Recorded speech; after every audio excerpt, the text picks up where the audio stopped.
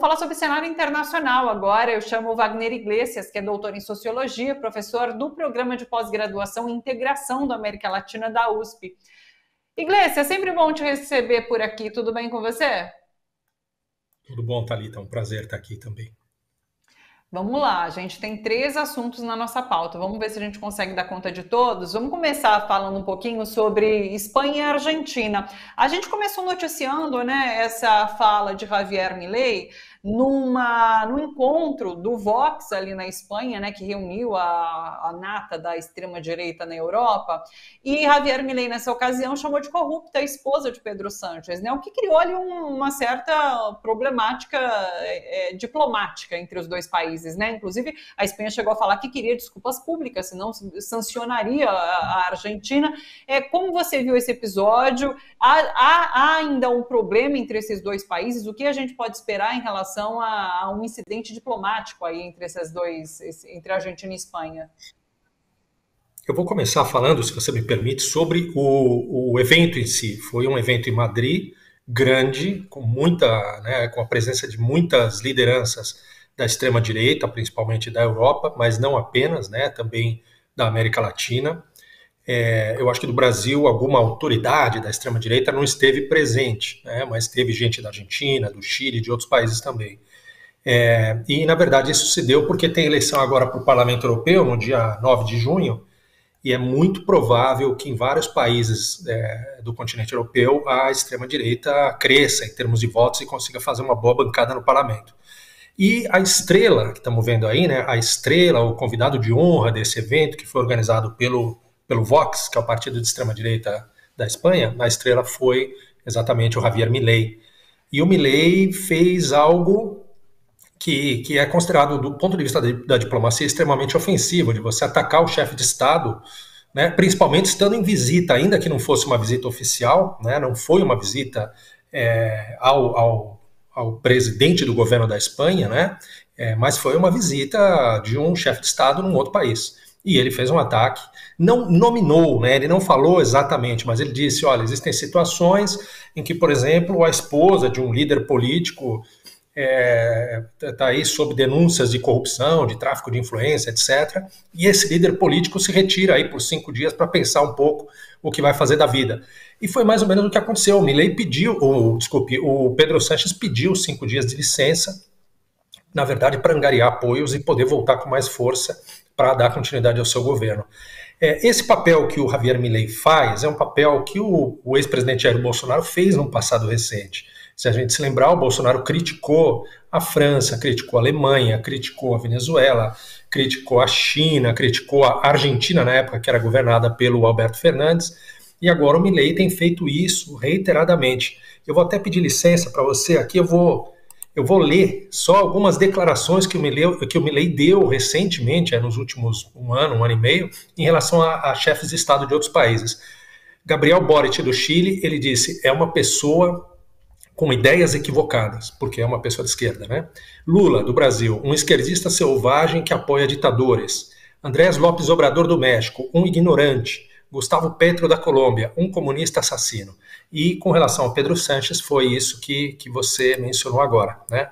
Isso causou um incidente diplomático, a Espanha retirou a sua embaixadora de Buenos Aires e as relações entre os dois países estão estremecidas nesse momento, inclusive do ponto de vista econômico, porque o segundo país que mais investe na Argentina é a Espanha, e para os empresários espanhóis, né, já fizeram chegar isso aos ouvidos de Javier Milei, de todo o seu entorno, para os grupos empresariais espanhóis, que são poderosos, são grandes e que investem na Argentina, esse tipo de ruído não é desejável. Ainda que a crítica dele tenha sido feita a um político de esquerda, os empresários do país veem mal essa questão, esse ataque feito à esquerda do país?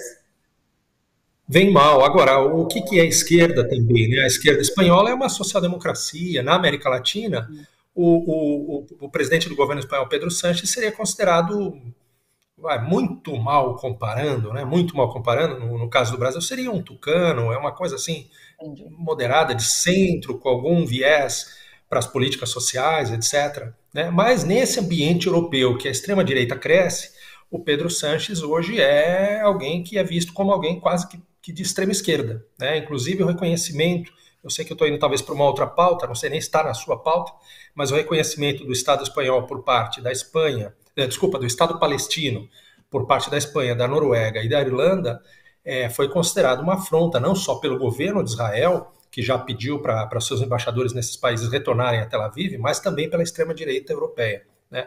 Então o Pedro Sánchez é um pouco esse progressista moderado que para a extrema-direita, tanto na Europa quanto na América Latina, é visto como, né, um elemento de extrema esquerda. Vamos pegar embalo nessa questão referente a Israel, porque a Colômbia, depois de ter rompido com Israel, informou hoje que vai mudar a sua embaixada para a cidade de Ramallah, que fica na Cisjordânia, que é território palestino. Então, assim, o governo colombiano, inclusive, tem... Assim, Lula começou ali num primeiro momento a criticar Israel, mas logo o governo colombiano tomou a frente dessas ações mais contundentes em relação a críticas a Israel por conta desse genocídio cometido ali na faixa de Gaza, não? Sim, assim como o Milei, voltando ainda no Milei, usa muito a retórica e a política externa, muitas vezes para não tocar tanto em temas espinhosos internos, no caso da Argentina, a economia, as condições sociais da população que estão se degradando rapidamente, e já vinham de antes do Milei, inclusive. O Petro também faz isso em alguma medida. É uma estratégia contundente, importante, é uma sinalização de um país latino-americano relevante como a Colômbia, mas o governo Milei também enfrenta diversos problemas de apoio internamente. O governo Milei, não, desculpa, eu estou me confundindo, o governo Petro. Gustavo Petro. O Petro enfrenta problemas, então ele está, na verdade, digamos, botando o pé no acelerador. No 1º de maio ele já meio que sinalizou, e depois no dia 2 de maio, efetivamente, a Colômbia rompeu relações com o Estado de Israel, né?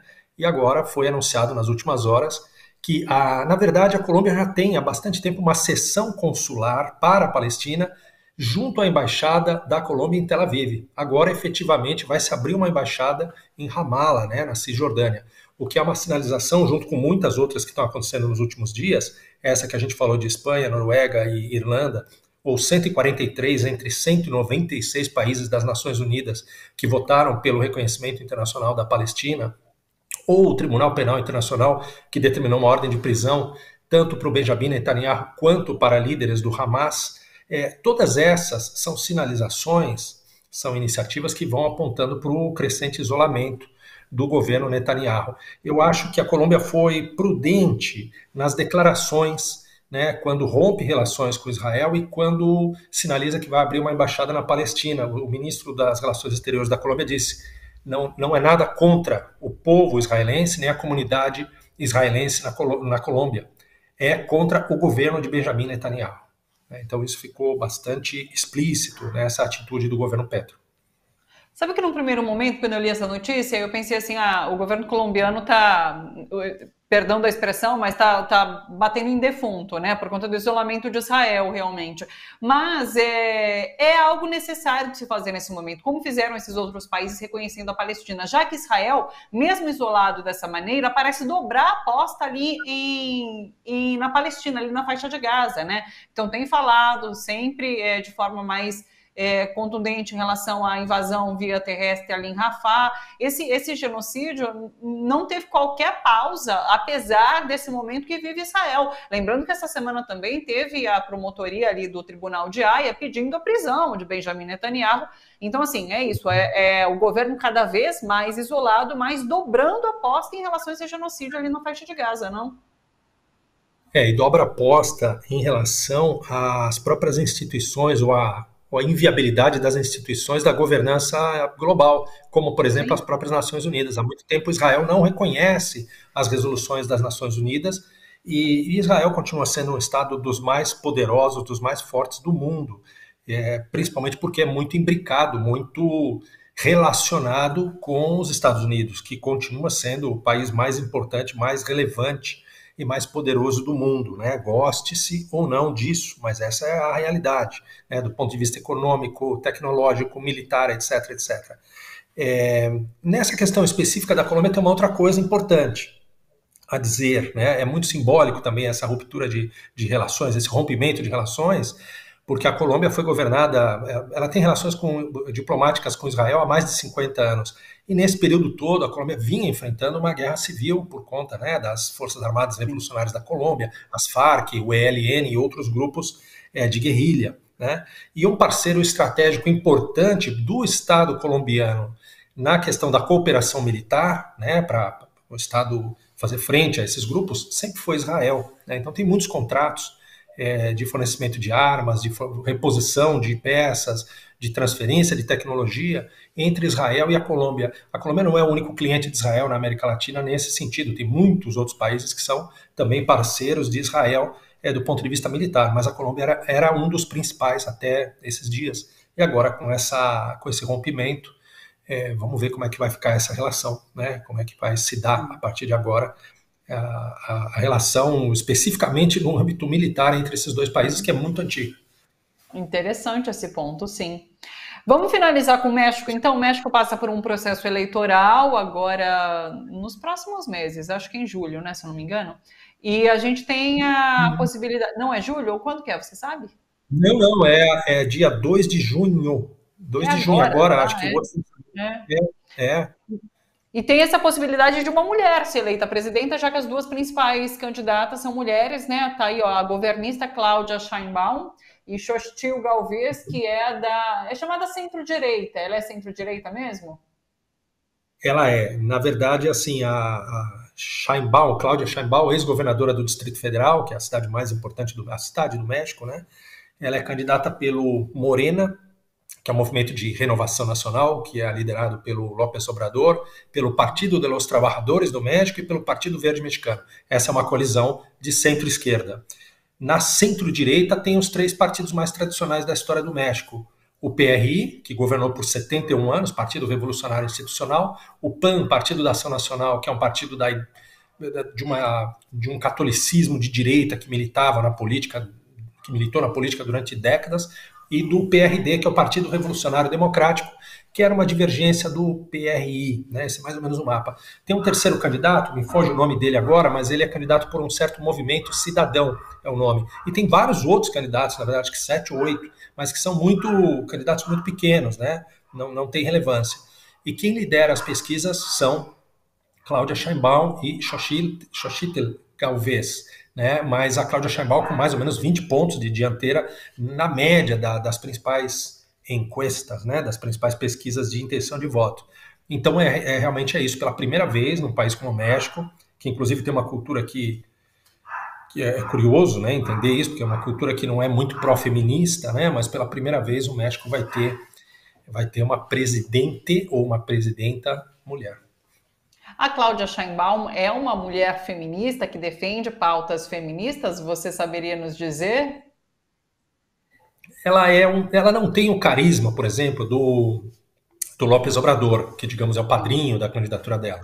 Né? Ela é um mix, ela é um misto de uma alta funcionária pública, de uma burocrata de Estado, com uma professora universitária, uma acadêmica. Ela defende pautas progressistas, sim. É importante que defenda, inclusive, porque o México é um país de uma violência contra a mulher das mais altas do mundo, né? De estupros, de feminicídios, enfim, de uma série de violações de direitos humanos contra as mulheres. Mas a outra candidata do campo conservador também não pôde, ao longo da campanha, renunciar a esse tipo de pauta, a esse tipo de debate. Também falou sobre isso.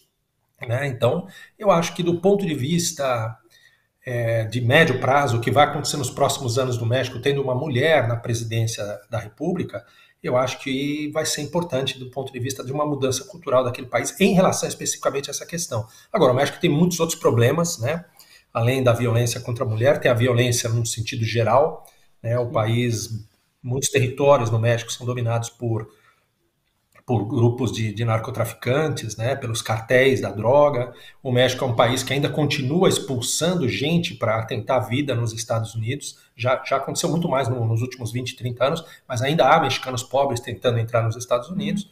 E o México se tornou um lugar de passagem de muita gente que sai da Guatemala, de Honduras, de El Salvador, da Venezuela, do Haiti, da África, enfim, até do Brasil, inclusive, que tentam alcançar o território dos Estados Unidos, atravessando o território mexicano. Então tem várias questões aí muito nevrálgicas, muito delicadas. E uma outra questão importante, embora a pobreza caiu nesses anos do López Obrador, o nível de pessoas que estavam na pobreza, acho que caiu 7 ou 8 pontos percentuais, a pobreza continua sendo um problema bastante crônico no México, né? Muita informalidade, muito trabalho precário, muita gente sem acesso à saúde pública de qualidade, muita gente morando mal, né, sem acesso a um bom transporte público.